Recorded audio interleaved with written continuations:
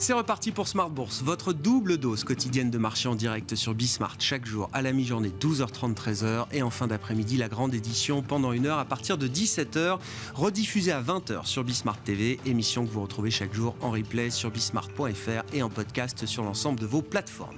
Au sommaire de cette édition ce soir, une fin de mois un peu plus agitée qu'il y a quelques semaines et que les mois précédents. Le mois de mai aura été un mois en dents de scie au final, notamment pour les indices actions en Europe qui souffrent une petite consolidation de quelques pourcents.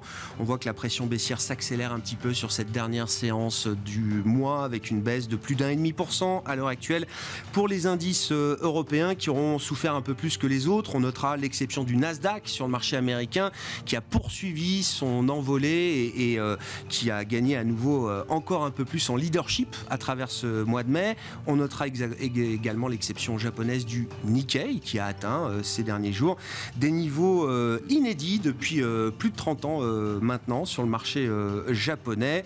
Et puis du côté des marchés obligataires, l'affaire du mois de mai a été de réévaluer le concept de pause de la Réserve fédérale américaine qui avait été vendu par Jérôme Powell à l'occasion du dernier meeting du FOMC qui se tenait début mai. La pause n'est pas forcément la fin des hausses de taux, le marché l'a bien compris et anticipe d'ailleurs désormais un nouvel ajustement, peut-être un dernier ajustement de 25 points de base à la hausse, soit à l'occasion du prochain meeting du mois de juin, soit à l'occasion du meeting de fin juillet. Parmi les mouvements qui auront marqué également ce mois de mai, l'appréciation continue du dollar contre un ensemble de devises, l'euro-dollar qui est passé sous 1,07 aujourd'hui, venant de plus de 1,10 au début du mois de mai. Et puis on notera également la baisse du pétrole qui s'est bien accélérée ces dernières heures et ces derniers jours, puisque sur quelques séances, le pétrole a pu perdre jusqu'à 10% avec un brut léger américain qui se traite à $67 environ, quand on était encore à $75 sur ce pétrole léger américain il y a quelques jours à peine. Voilà donc pour le tableau de fin de mois sur les marchés. Nous en parlerons bien sûr avec nos invités de Planète Marché dans un instant. Les stats du jour en zone euro marquent un tournant peut-être en matière de désinflation pour les pays de la zone euro, avec les premières estimations du mois de mai qui ont été publiées et qui montrent que tous les chiffres sortent sous les attentes, à l'exception peut-être des chiffres italiens, mais on l'a vu en France ce matin ou encore en Allemagne en début d'après-midi, avec une inflation effectivement pour l'ensemble de la zone euro qui devrait être publiée demain, bien sûr, plus proche des 6 que des 7%, qui était le rythme sur un an que nous avions le mois précédent. Zone euro, inflation à suivre donc demain à 15 jours des prochaines réunions de Banque centrale, Fed et Banque centrale européenne. Et puis le quart d'heure thématique de Smart Bourse ce soir sera consacré au thème du tourisme et des loisirs, et c'est le président de la financière Galilée, Ronnie Michali, qui sera avec nous en plateau à partir de 17h45.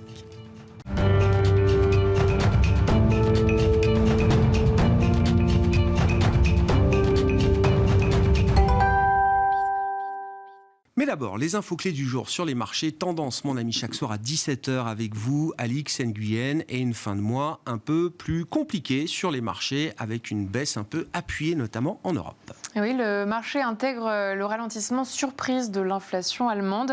Elle a augmenté de 6,3% en base annuelle. Par rapport à avril, les prix ont baissé de 0,2%. Des chiffres qui confirment la tendance observée en France où l'inflation est retombée à 6% au plus bas depuis un an. Ça, c'est pour la bonne nouvelle du jour, mais l'ambiance reste pour le moins morose avec la difficile digestion des indices PMI chinois de mai. L'activité manufacturière a ralenti plus rapidement que prévu avec un indice PMI à 48,8. L'indice des services est ressorti à 54,5. Le secteur du luxe, particulièrement exposé à la Chine, souffre. Kering, Hermès et LVMH reculent. Les autres valeurs cycliques suivent. On note les replis de Saint-Gobain, Renault et Stellantis, sans compter les chutes de Forestia, Valeo et Plastic Omnium. On remarque aussi la baisse des rendements obligataires et puis les inquiétudes liées à la Chine affectent aussi le pétrole. Sur le front politique, un vote sur l'adoption du projet de loi visant à suspendre jusqu'au 1er janvier 2025 le plafond de la dette des États-Unis est prévu plus tard ce mercredi à la Chambre des représentants. Un feu vert enverrait le texte au Sénat où le débat pourrait s'étendre jusqu'au week-end. Parmi les statistiques du jour, aux États-Unis, Alix, on retiendra que les ouvertures de postes pour le mois d'avril se sont avérées plus élevées que prévu. Et oui, le rapport JOLTS du département américain au travail a fait ressortir plus de 10 millions d'ouvertures de postes en avril. Toujours aux États-Unis, l'indice PMI de Chicago est moins élevé que prévu. L'indice des directeurs d'achat de la région est ressorti à 40,4 en avril. L'indice avait atteint 48,6 en mars. À noter que la Fed publiera son livre beige dans la soirée. On termine avec un focus sur quelques valeurs. Plus forte hausse du CAC, Capgemini avance de près de 7% grâce à l'annonce d'un renforcement de son partenariat stratégique avec Google Cloud dans l'analyse de données et l'intelligence artificielle. À New York, on note que Nvidia fait une pause. On note également le repli des groupes informatiques HP et Hewlett Packard Enterprise après avoir publié des chiffres d'affaires trimestriels inférieurs aux attentes. Et puis American Airlines est en nette hausse grâce au relèvement de sa prévision de profit trimestriel du fait d'une baisse des prix du kérosène et de la forte demande. Tendance, mon ami, chaque soir le résumé de la séance avec Alix Nguyen en ouverture d'émission Smart Bourse sur Bismart.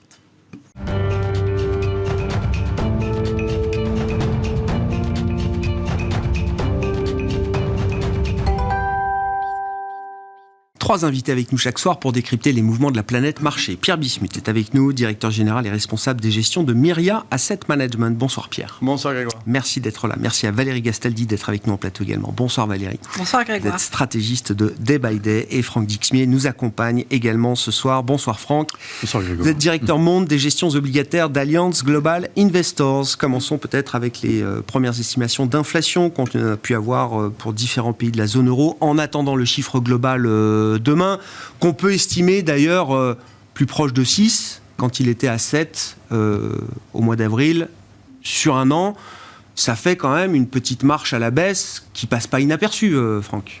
Non, c'est tout à fait corrélé en fait avec la décélération qu'on a sur l'activité. Hein, ça va de pair. C'est conforme à notre modélisation. Quand on regarde les effets de base qui sont à l'œuvre, ils sont quand même extrêmement puissants. Et cette inflation qui décélère va décélérer encore plus en fait sur la fin de cette année. Mais notamment aux États-Unis. Là, vous avez cité la zone euro, oui. C'est vrai. Mais aux États-Unis, ça va être extrêmement spectaculaire puisqu'on attend une inflation totale entre 2 et 2,5 en fin d'année, alors qu'elle devrait être quand même très légèrement supérieure, quand même, enfin très nettement, supérieure en Europe encore. En zone euro. D'accord. Mais ce qui importe vraiment pour les marchés, comme d'habitude, c'est l'inflation cœur. Ouais. Et c'est là-dessus, en fait, que les investisseurs vont réellement se concentrer. C'est un sujet qu'on va développer, évidemment, les banques centrales, mais il faut se souvenir quand même des déclarations répétées de Philippe Lane, Christine Lagarde, sur la fonction d'action de la Banque centrale européenne.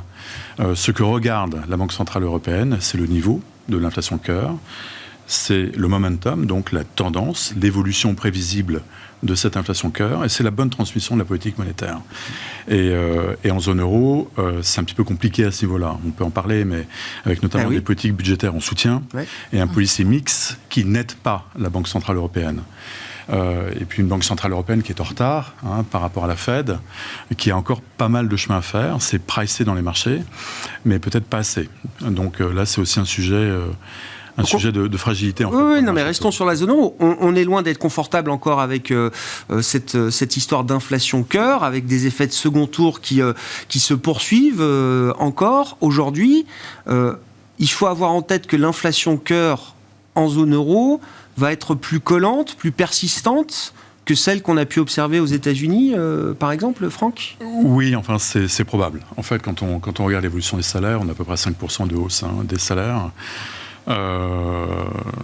Ça rend effectivement les prévisions sur l'inflation cœur, on peut être difficilement optimiste là-dessus. Ça va être un peu collant. On voit une inflation cœur autour de 3,7, 3,8 en fin d'année. C'est pas un niveau satisfaisant pour la Banque centrale. Et elle ne peut pas s'en satisfaire. Donc, et encore une fois, ce policy mix qui ne l'aide pas va la contraindre à garder une position d'extrême vigilance. Data dependent, donc elle va aussi réagir par rapport aux différentes publications d'inflation, non seulement dans une vision prospective, mais elle sera obligée de maintenir la pression, parce qu'il est quand même assez paradoxal de constater que malgré le fait qu'on ait une inflation cœur qui soit quand même extrêmement élevée en zone euro et qui va rester collante sur des niveaux hauts, on a une courbe extrêmement plate sur les parties moyen et long terme et sur des niveaux extrêmement bas. Enfin, on a un Bund qui a tenté une petite échappée au-delà des 2,50 de taux, mais on voit qu'on n'y arrive pas, en fait. On a quand même des taux, donc des conditions de refinancement en zone euro qui restent quand même extrêmement favorables. L'idée que la Fed a du mal à installer une pause à ce stade, oui, ça doit nous faire réfléchir quand même sur la lutte et la persistance qu'il va falloir avoir dans la lutte contre l'inflation. Parce que la Fed a été quand même beaucoup plus agressive, beaucoup plus réactive, est allée beaucoup plus vite, beaucoup plus haut en termes de choc de taux que l'a fait la Banque Centrale Européenne. Et c'est vrai que l'idée de la pause que Jérôme Powell distillait il y a à peine quelques semaines semble déjà prise à revers. Alors peut-être pour un ajustement qui restera encore à la marge, marginal bien sûr, mais on voit bien quand même que même après 500 points de base de hausse de taux, c'est compliqué de se dire que le travail est fini, quoi. Non, c'est très compliqué, et le tout dans un contexte de forward guidance extrêmement faible. En fait, c'est vrai que la portée des déclarations des membres de la Fed est extrêmement réduite. On a eu des phases d'extrême volatilité sur la période récente, sur les anticipations de hausse de taux de la Fed. Souvenez-vous, en février, on a eu une capitulation totale des investisseurs qui avaient revu de plus de 100 BP leur prévision de hausse de taux de la Fed, avec un taux terminal autour de 5,75. Fin février. C'est pas si loin, avril-mai, c'était il y a 2 mois. Entre-temps, on a eu la crise des banques régionales aux États-Unis, donc qui s'est traduit par un resserrement assez drastique des conditions monétaires, et quelque part avec la fausse idée que ça pourrait influencer la Fed dans sa lutte contre l'inflation. Mais non. Mais en fait, non. La Fed a un gros problème aussi sur l'inflation cœur, avec notamment l'évolution des loyers. Les loyers, c'est à peu près 38% des indices d'inflation. Et quand on voit la tendance sur les loyers, c'est pas bon du tout, quoi. On est à plus de 8% sur un an. Donc, alors c'est vrai que les prix de l'immobilier baissent, mais on a eu ce rebond aussi des ventes de maisons neuves aux États-Unis qui posent beaucoup de questions, en fait, sur l'évolution de ces indices cœur d'inflation. Donc, c'est sans doute pas terminé. Enfin, moi, je pense qu'il y a quand même beaucoup d'arguments pour la Fed de faire une pause. Mais ce qu'on attend, c'est un peu une pause au quiche. Ça veut dire avec un discours extrêmement dur, avec beaucoup de vigilance sur les perspectives d'inflation, avec le message sous-jacent très clair. Nous sommes vigilants, nous sommes en contrôle. On fera tout ce qu'il faudra faire pour lutter contre l'inflation. On a aussi plein d'arguments pour justifier une pause. Il y a eu quand même 500 BP de hausse des taux en 15 mois. Enfin, je pense qu'on n'a jamais vu ça. Plus ce resserrement des conditions monétaires et financières aux États-Unis à l'œuvre, qui est réel, qui est tangible. Il faut du temps aussi pour que l'économie réelle soit affectée par des hausses de taux. Donc ça peut justifier une pause, mais une pause d'extrême vigilance. Les prochains meetings, 13-14 juin pour la Fed, 15 juin pour la Banque Centrale Européenne. À ce stade de l'histoire, Pierre, comment on réfléchit effectivement à la question de l'inflation ou de la désinflation ? Est-ce qu'on a envie d'y voir quand même, en Europe notamment, peut-être le début d'un tournant qu'on attendait depuis quelques mois ? Oui, alors pour l'inflation, en fait, on a beaucoup qualifié le terme de temporaire avec les banquiers centraux sur est-ce que c'était justifié, finalement pas justifié. Bon, la temporalité était de 2 ans, mais on voit qu'on est dans une phase de désinflation. Moi, je crois que le vrai enjeu maintenant, puisque c'est à peu près bien évalué aux États-Unis, on sait que ça va vraiment tendanciellement aller vers 2%, entre 3 et 2% et très rapidement. On a gagné en visibilité quand même de ce point de vue-là. Ouais, sur l'inflation, on va dire que le sujet est un peu derrière nous. En revanche, le sujet prégnant, il me semble, c'est est-ce qu'on va en récession ou pas et avec quelle force.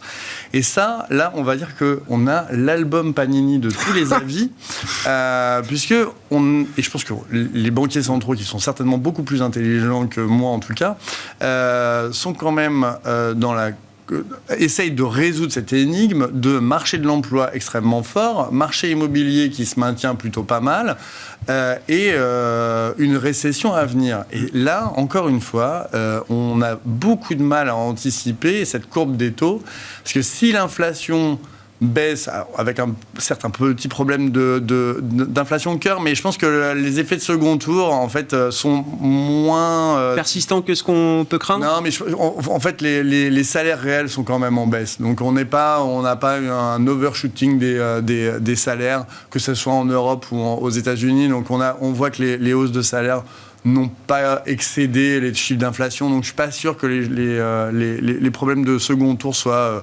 vraiment devant nous.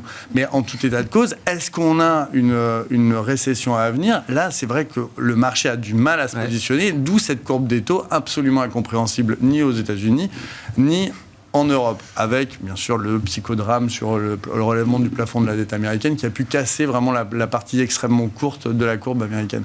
Donc pour se positionner, c'est vrai que c'est compliqué de se dire où va le 10 ans, comment la courbe va-t-elle pivoter, sachant que effectivement la pause dans les taux courts est revue et remise à 2024. Donc on sait qu'on va rester au-dessus de 5% très probablement jusqu'en fin 2023, début 2024.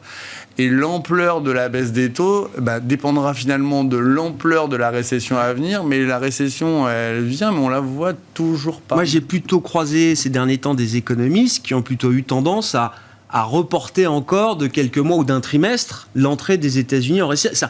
On connaît tous l'idée de la destination, mais le voyage prend toujours un peu plus de temps. C'est un peu le schéma dans lequel on est encore aujourd'hui, j'ai l'impression.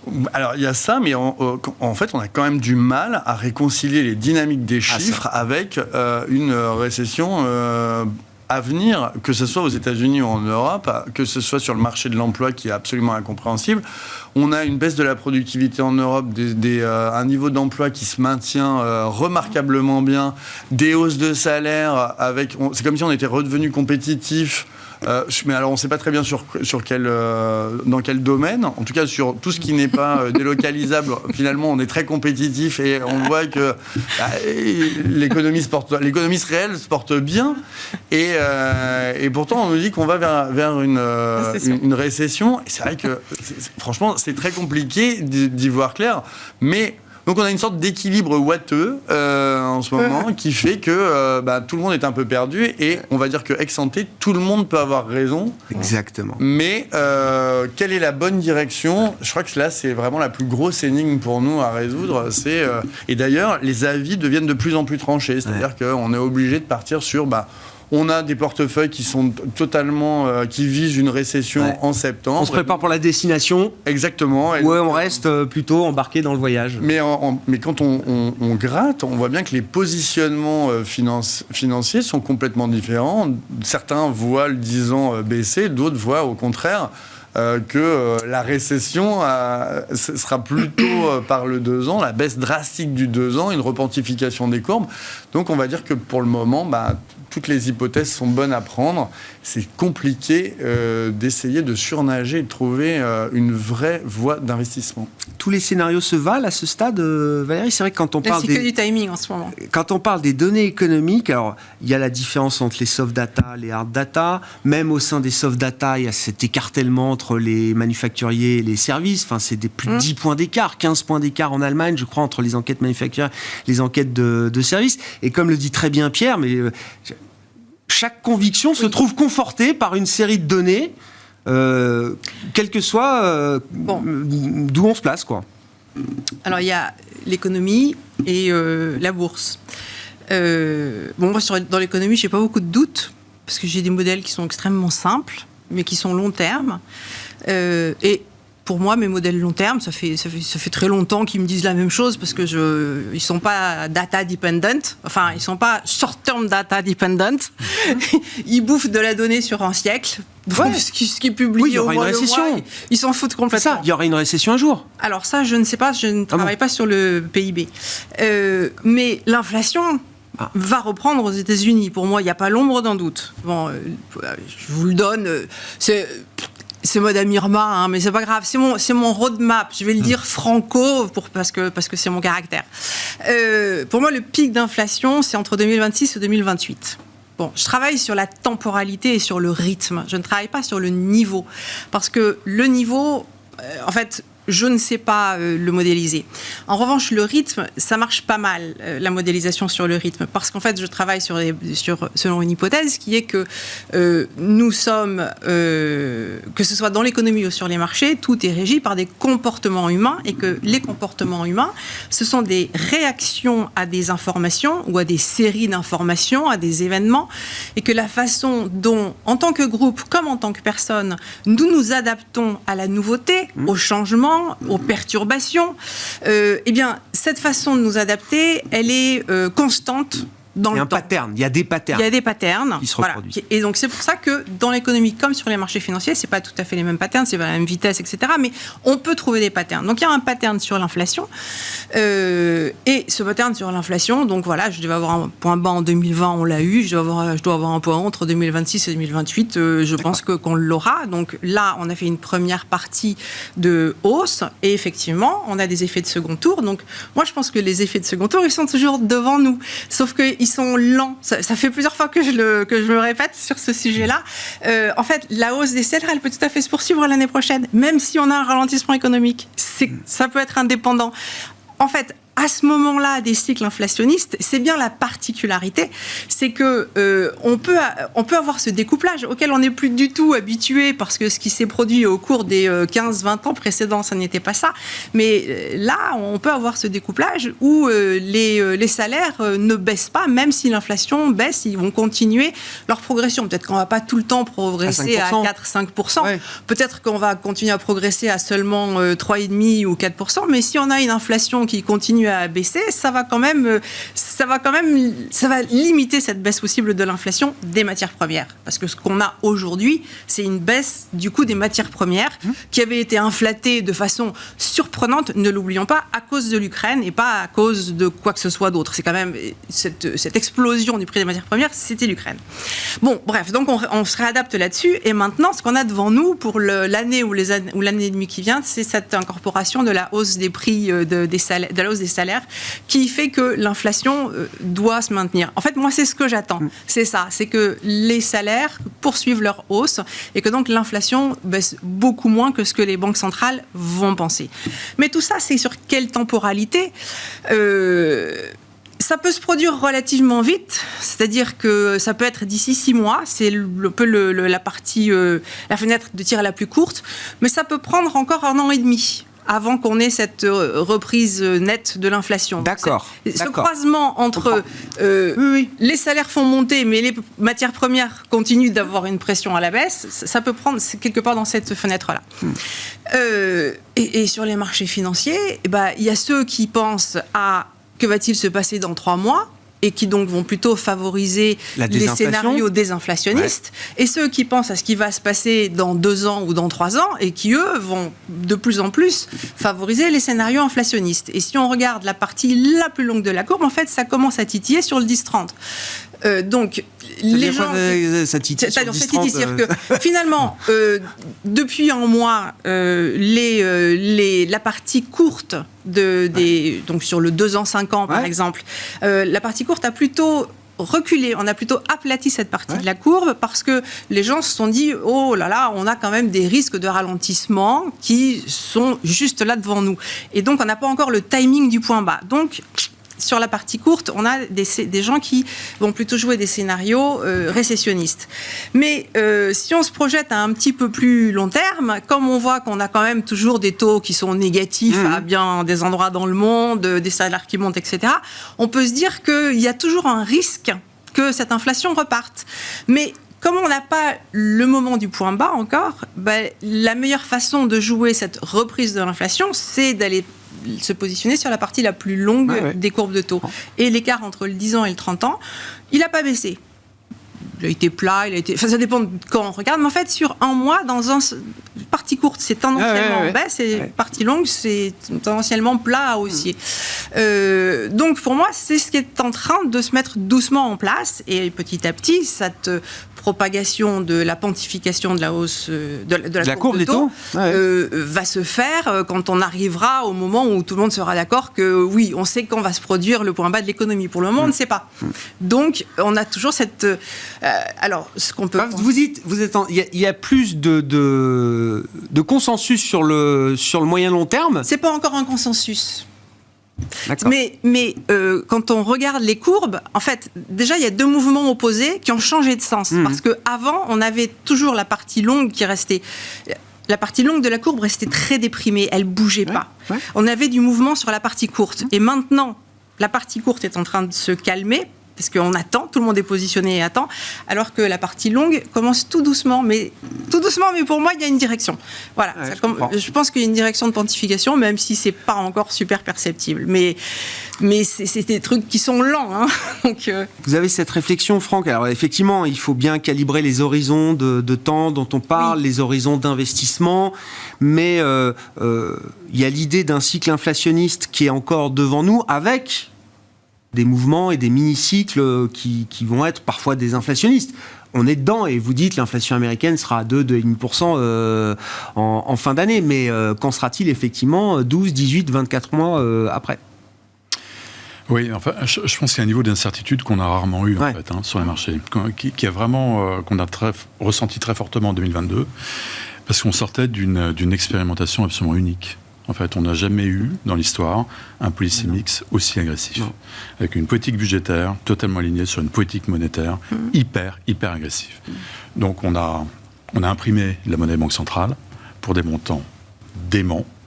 On a eu un recours à la dette pour des montants déments. Et on a distribué des chèques. Et ces chèques, ils n'ont pas été consommés parce qu'on était dans une période de lockdown.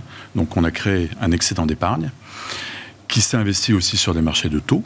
Ça explique aussi le très bas niveau des taux qu'on a eu partout dans les économies développées, qui explique aussi, parce que les ménages entament cet excédent d'épargne, la résilience de l'économie. Bien sûr.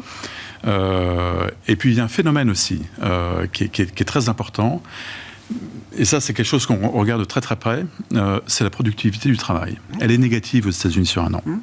Ça veut dire que pour la même unité produite, il vous faut plus de ressources. Et ça explique énormément la résilience du marché de l'emploi aux États-Unis. On voit les postes vacants, c'est toujours à 10 millions. Exactement. Et ça c'est une source quand même d'inquiétude pour la Fed, parce que ce que cherche à faire la Fed, c'est quand même peser au maximum sur l'activité pour déprimer l'inflation. Donc ça fait partie de la recette de déprimer l'emploi. Sauf qu'on ne le voit pas. On ne le voit pas parce que aussi on a cette productivité négative de l'emploi aux États-Unis. Et des effets démographiques. Alors le paquebot démographique, il nous donne quand même des tendances long terme assez visibles, assez claires. Mais les effets se matérialisent parfois de manière un peu plus brutale que d'autres. Et il y a un moment démographique aussi là, qui est là aujourd'hui devant nous. Oui. Je sais plus, en Allemagne, c'est des millions de travailleurs qui vont sortir du marché du travail pendant les prochaines années, sous l'effet du vieillissement, du choc démographique, etc. Donc il y a un moment aussi un peu de cristallisation de ce choc démographique sur quelques années. Et la croissance potentielle, c'est la démographie plus les gains de productivité. Donc effectivement, tout aujourd'hui concorde vers une croissance potentielle très proche de zéro, très légèrement positive, que ce soit en zone euro ou aux États-Unis. Et le tout aussi dans une espèce, un gonflement dément des agrégats monétaires qu'on a pu observer sur les dernières années. Donc en fait, on est dans cette période où on commence à purger ces excès, mais d'une manière assez limitée. Sur la politique monétaire, oui, on rentre dedans avec ce qu'on appelle le quantitative tightening, etc. Donc on rentre dedans, on est juste au début de ce moment. Sur la politique budgétaire, on ne le voit pas vraiment. On le voit pas vraiment. Il y a toujours une proportion à faire des chèques, sectoriellement en Europe. Et puis aux États-Unis, il y a l'IRA quand même. Alors, il y a des coupes budgétaires sur 10 ans dans l'accord là, qui va être sans doute, souhaitons-le, voté. C'est 1500 milliards sur 10 ans, c'est 6% du PIB américain étalé sur 10 ans. Mais sur 10 ans, ça joue pas tant que ça. Voilà, c'est ce que je dis. D'accord. C'est ce que je dis. Oui. C'est que, il y a un momentum négatif sur la politique budgétaire aux États-Unis, mais quand même, c'est pas si négatif que ça. Donc c'est compliqué d'avoir une vision très claire. Sur 12 mois, le déficit américain, c'est 7% du PIB. C'est énorme. Donc c'est pas la cure d'austérité forcée. Absolument. Comment on regarde le marché dans ce contexte? Parce que sinon, là, on va faire toute l'émission sur le cycle inflationniste. Mais un petit bilan du mois de mai, quand même, qu'est-ce qu'on peut dire? Est-ce qu'on reste... alors, sur les grands actifs clés, est-ce que tout reste bien canalisé en terrain connu? Parfois, on est plutôt dans la borne basse sur les actions européennes, parfois plutôt dans la borne haute sur le S&P 500, sur les mouvements de change, etc. Est-ce qu'il y a des choses qui sont sorties du cadre, là, au cours du mois de mai? Ou est-ce que tout reste... comprimé là où on a bien identifié les choses? Vous l'avez très bien dit en introduction, c'est vrai que la force du dollar est c'est un vrai actif, et ça a été un mouvement majeur du mois de mai. Le retour en grâce du Nasdaq aussi, puisque les valeurs de croissance qui font des résultats surperforment largement enfin tout ce qui était value depuis 2021-2022. C'est vrai que c'est un positionnement qui était finalement assez simple à prendre, mais c'est vrai que le traumatisme de 2022 pouvait constituer un certain frein au repositionnement des portefeuilles. Ouais. Quant à l'obligataire, moi ça reste quand même vraiment ma vraie énigme, puisque là, au sein de Myriad Asset Management, nous avons deux avis assez différents entre... le gérant qui est long duration, qui n'est pas moi, et le gérant qui est court duration, parce qu'il attend avec impatience de savoir s'il va y avoir une récession. Et moi, je suis quand même beaucoup moins pessimiste que mes interlocuteurs, parce que, en fait, je n'oublie pas de toute cette période de désinflation compétitive, avec le fait qu'on n'était pas compétitif par rapport aux marchés mondiaux, et soudainement, on pourrait avoir un retour en grâce de l'inflation endogène dans nos pays. Ça voudrait dire que tout d'un coup, on est vraiment largement plus compétitif. Bon, moi, je reste quand même assez dubitatif sur le fait que l'industrie peut être compétitive en Europe et aux États-Unis comparativement au reste du monde. On puisse finalement retrouver des marges de manœuvre sur les dynamiques salariales qu'on avait complètement perdues pendant 20 ans. J'adorerais que ce soit le cas, honnêtement, ça serait formidable. Alors là, pour le coup, je suis moins optimiste que vous. Mais si vous avez raison, à la limite, ça pourrait arranger beaucoup de personnes. Oui, c'est difficile d'exclure totalement des scénarios...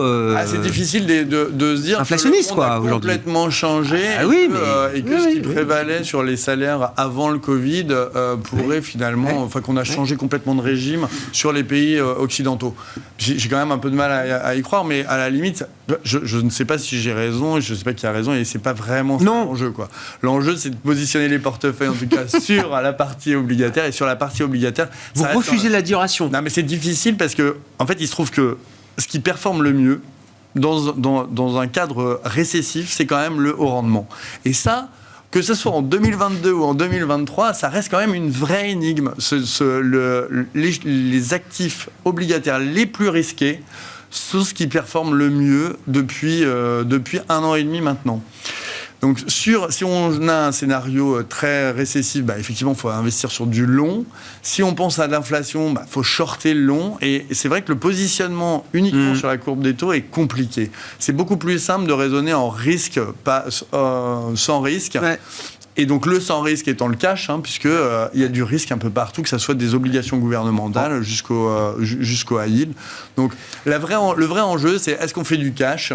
Et du cash en dollars, pourquoi pas, compte tenu des dynamiques de taux d'intérêt. C'est ça la vraie protection pour vous? Moi, j'ai longtemps considéré que le cash était le monétaire n'était pas un actif. Et là, c'est une classe d'actifs à part entière. Là, maintenant, c'est le retour. C'était intéressant parce que c'est moins vrai peut-être mais la semaine dernière, quand on a vu le retracement de quelques pourcents sur les actifs risqués sur les indices actions, non seulement les taux baissaient pas, mais ils continuaient de monter. C'est-à-dire qu'il n'y avait pas du tout d'effet d'amortisseur de la baisse des actions avec un soutien par le marché obligataire. Oui, parce que le marché se cherche, en fait. Sur la partie obligataire, c'est beaucoup plus compliqué, je pense, que sur la partie action, où finalement... on a des bonnes dynamiques et l'inflation, c'est quand même vraiment plutôt favorable aux sociétés en croissance qui peuvent faire du chiffre. On l'a vu dans les résultats, oui. Et voir ce que vous citez là, c'est une corrélation qu'on a eue pendant 3 trimestres en 2022. Oui. Et on n'avait jamais eu, historiquement, une corrélation de ce type où tout baissait pendant 3 trimestres. 3 trimestres à la suite. Ça ne s'est jamais vu. On le retrouve dans quelques séances quand même. Mais un mot sur la duration, parce que nous, on a traversé comme cette période en étant vraiment short duration. Donc, c'était plutôt pas mal, c'est plutôt pas mal vu. Et c'est toujours très, très compliqué de retourner des positions sans forcément passer par une position neutre. Parce que neutre, qu'est-ce que ça veut dire ? En fait, on a des convictions aujourd'hui beaucoup plus fortes que sur les 18 mois passés. Et notamment sur le fait que la Fed a atteint son plateau. On y est. Allez, on y est à modulo 25 BP. Oui. C'est pas si grave que ça. Non. Enfin, à l'échelle de l'histoire. Après les 500 points de base, non. C'est pas très très grave. Ouais, c'est pas très très grave.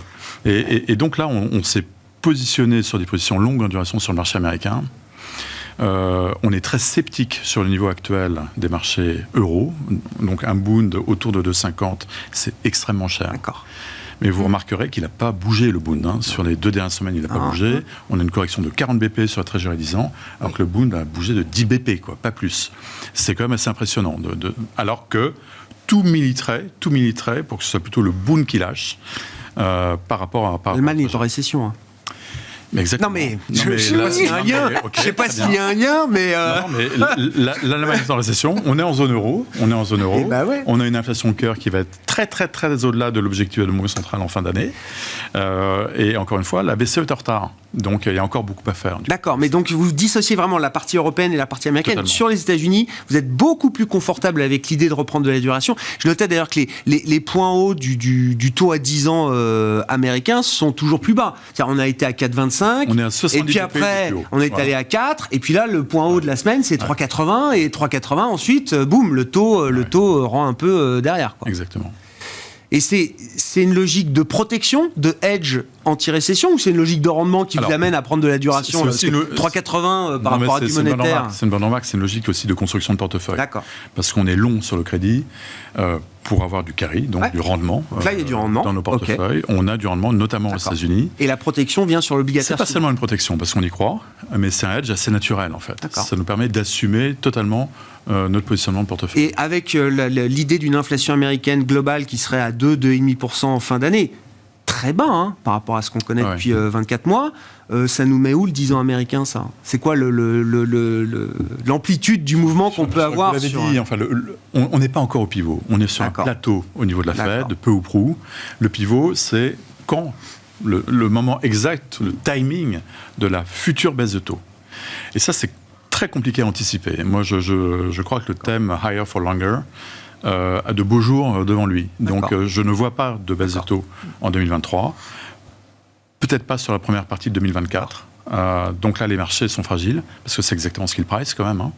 Il y a à peu près 30-40 BP de baisse de taux sur la fin de l'année. Ça évolue. On rajoute 25 BP, donc peu ou prou 60-70 BP sur les 6 prochains mois, on va dire, 8 prochains mois. C'est beaucoup. C'est beaucoup. Donc ça nous positionne quand même une entrée en récession en Q3, Q4 cette année sur l'économie américaine. Et puis on ne la voit pas trop. Hein. Non. On ne la voit pas. Non.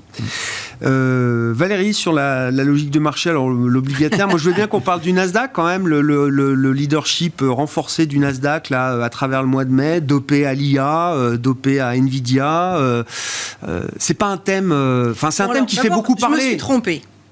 J'ai eu tort, parce que je ne pensais pas que le Nasdaq allait faire cette accélération là, qu'on a eue au cours des 15 derniers jours, où il est parti tout seul à la hausse. Je pensais que s'il continue à monter... Déconnecté des taux, déconnecté de tous les autres marchés. Des taux qui montaient pendant cette période-là, le luxe... on peut même le luxe craquait, même le luxe était arrêté, stoppé par les taux. On ne peut pas dire que c'était un mouvement croissance généralisée. Bon.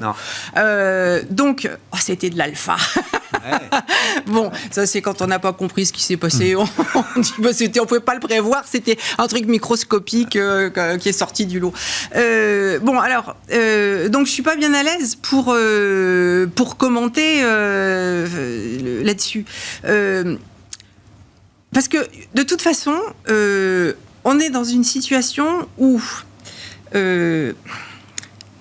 si on prend l'ensemble des messages du marché, on peut continuellement trouver différentes parties du marché qui se contredisent.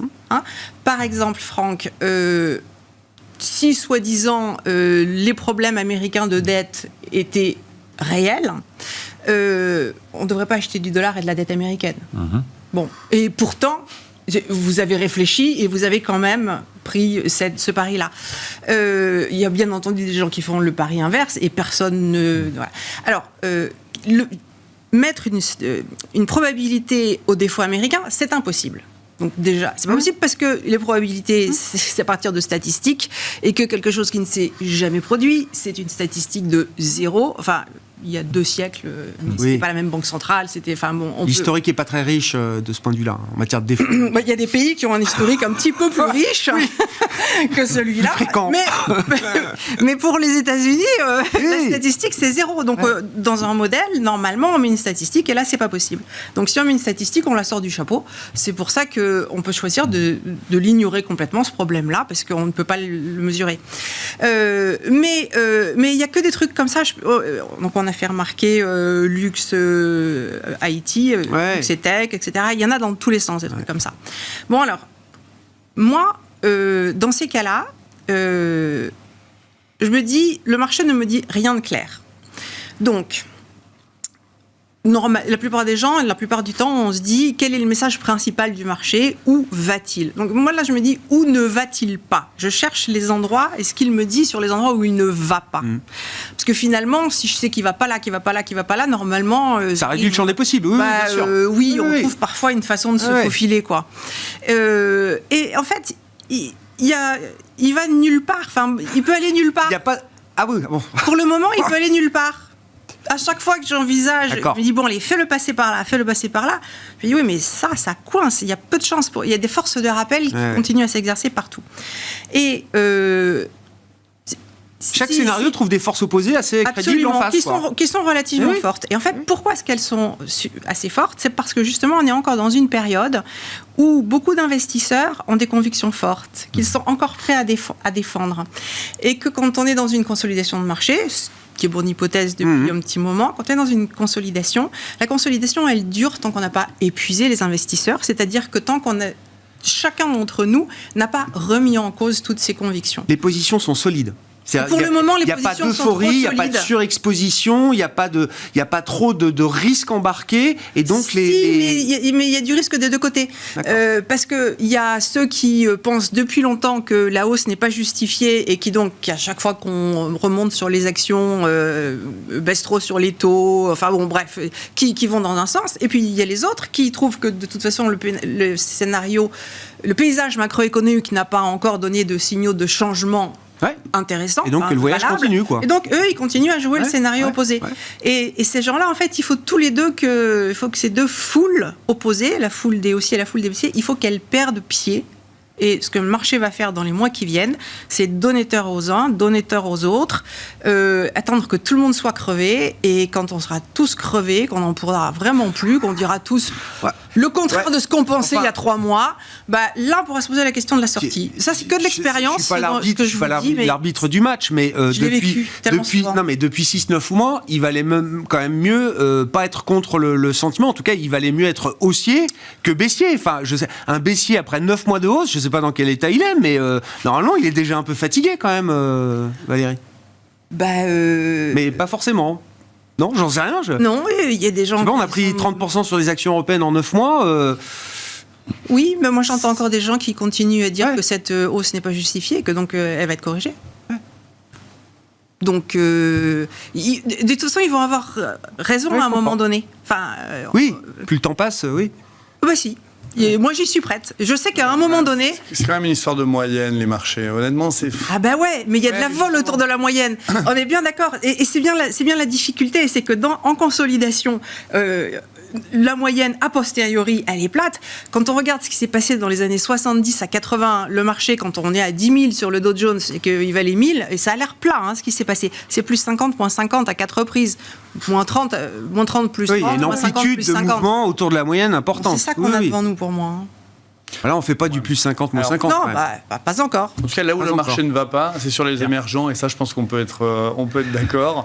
Parce que là, on a quand même un marché qui est aussi bien obligataire qu'action, qui est complètement déprimé.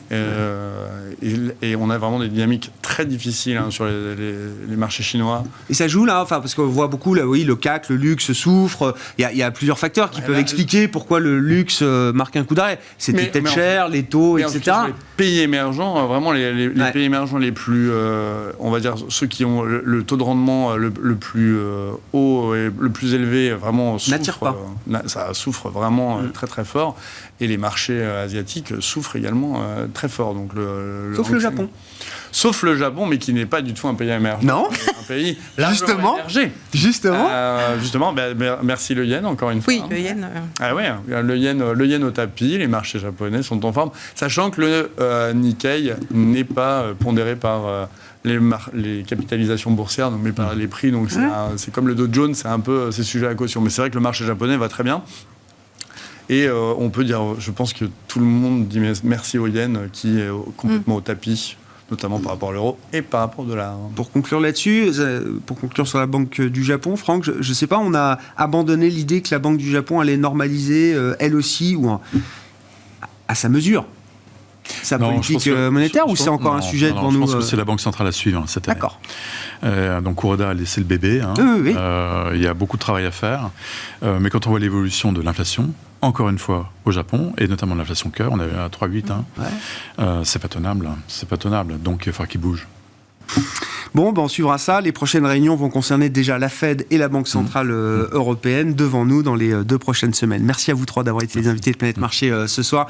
Valérie Gastaldi, stratégiste de Day by Day, Franck Dixmier, directeur des gestions obligataires d'Allianz Global Investors, et Pierre Bismuth, responsable des gestions de Myria Asset Management.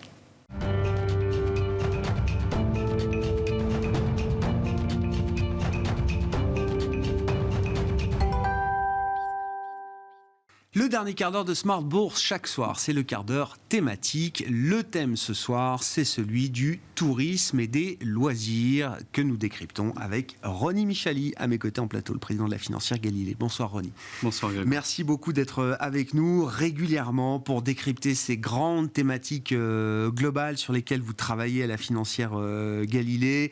On va redonner quelques éléments. Il y a ce codex des thématiques qui est votre outil d'analyse de 25 grandes thématiques, c'est ça, identifiées aujourd'hui par les investisseurs et par les marchés, Ronnie. 25. Le thème du tourisme et du loisir, c'est un thème de saison, j'ai envie de dire.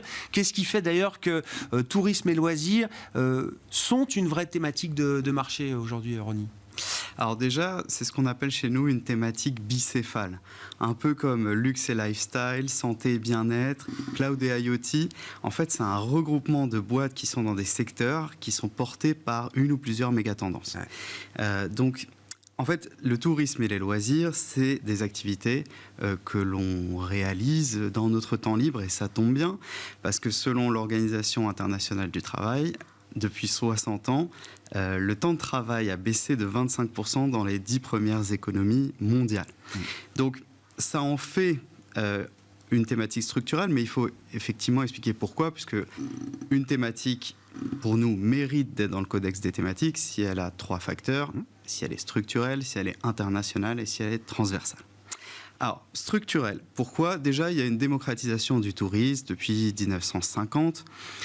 C'est plus seulement les élites qui voyagent. Maintenant, on avait pré-pandémie 1,4 milliard de voyageurs quand même dans le monde. Après, en 2022, on est retombé à peu près à 65% de ce chiffre. Puis maintenant, en 2023, on est peut-être à 80-90%. Il va falloir attendre la fin de l'année. Mais c'est vrai que d'ici 2030, on devrait avoir 1,8 milliard de touristes quand même dans le monde. Donc ça fait quand même un marché qui est assez grand. Je viens parfois avec des thématiques dont le marché est de peut-être 500 milliards, 600 milliards de chiffre d'affaires. Là, c'est une thématique dont le marché fait quand même 3 milliards. Voilà, 3 500 milliards. Ouais.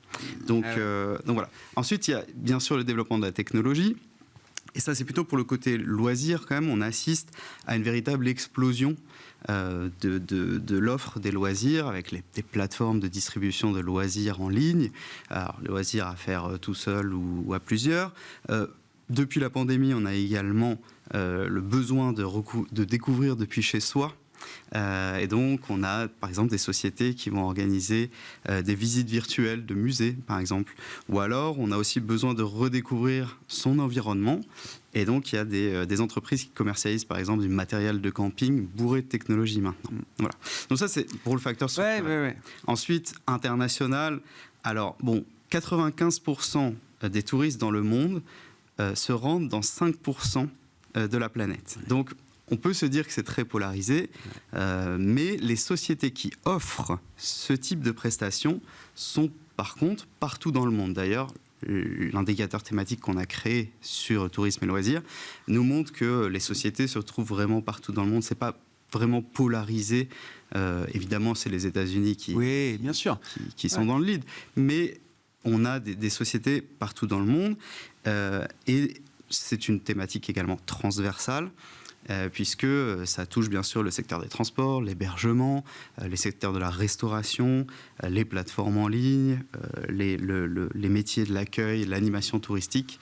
Donc voilà, une thématique structurelle, internationale et transversale. Et une grosse thématique, qu'est-ce qu'on peut donner effectivement comme chiffre pour évaluer la perspective de la thématique? Quel prix est-ce qu'on peut mettre aussi sur cette thématique? Ça, c'est quelque chose que vous faites qui est très pertinent chez Financière Gallier. 3500 milliards de marchés adressables, donc déjà effectivement ça la pose dans les grandes thématiques globales. Qu'est-ce qu'on peut dire de plus en matière chiffrée sur cette thématique? Absolument. Alors en termes de performance, je vois que le graphique s'affiche derrière vous, Grégoire. Alors on l'a fait depuis le 31 mars 2020. C'est on va dire le point de rebond du Covid. Donc on a pas mal de recovery, hein, on le voit sur le graphique qui est en bas 100 ici. Donc 2020-2021 sont des années de recovery. Et puis 2022, on a évidemment l'apparition de l'inflation. Et bien sûr, les dépenses de voyage et de loisirs sont parmi les premières qui sont coupées lorsqu'il y a de l'inflation, selon toutes les enquêtes d'opinion. Et donc, on a une thématique qui a souffert quand même en 2022. Je rappelle la performance 2022, moins 23%. Mais ça nous fait quand même un point d'entrée. On mesure le PER aussi, hein, qui nous donne finalement le prix, la cherté de la thématique. Et on a vu que ce PER est passé de 17 il y a un an à 14,7 fois les profits bien sûr. maintenant. Ce qui nous fait quand même un point d'entrée pour cette thématique. On a aussi identifié que la croissance des bénéfices par action serait de 18,4. Je viens souvent présenter des thématiques ici en plateau, c'est quand même un chiffre élevé par rapport de 20%, oui. Voilà. Oui. Et puis, bon, évidemment, tout cela se fait dans une volatilité quand même importante, près de 30% cette dernière année sur la volatilité. Voilà, les principales sociétés de l'indicateur thématique Galilée qu'on a créé sur le tourisme et loisirs sont des compagnies aériennes et des groupes hôteliers.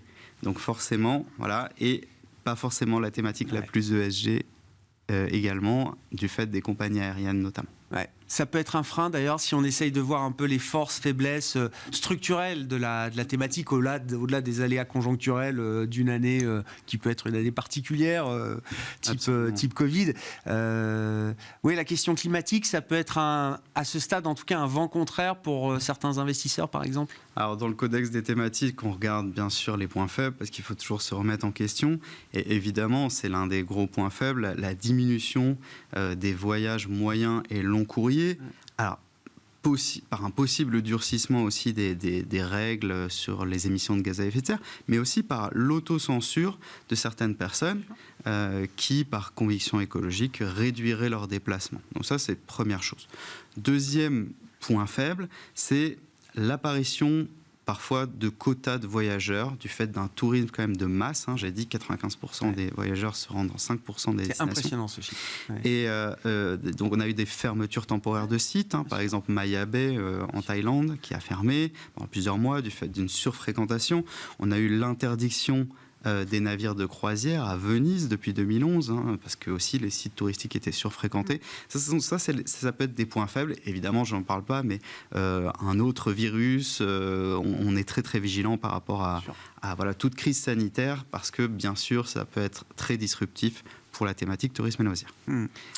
Qu'est-ce qu'on peut dire de l'univers? Alors, c'est une thématique, effectivement, vu la taille de la thématique, c'est quand même en plus des domaines, des secteurs, des verticales qui sont bien connus des investisseurs et des gens. Donc, j'imagine que le gisement de fonds ou de produits pour investir sur cette thématique doit être à la taille proportionnelle à la taille de la thématique. Tout à fait. Ouais. Et puis, en plus, il y a des fonds qui existent un peu partout dans le monde. On a trouvé des fonds coréens, on Ouais. a trouvé des fonds au Canada.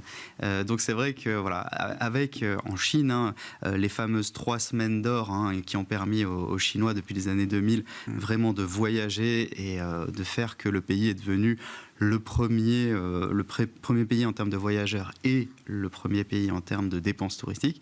C'est vrai que ça intéresse partout et aussi en Asie. Et donc j'ai 3 fonds et ETF quand même à vous proposer.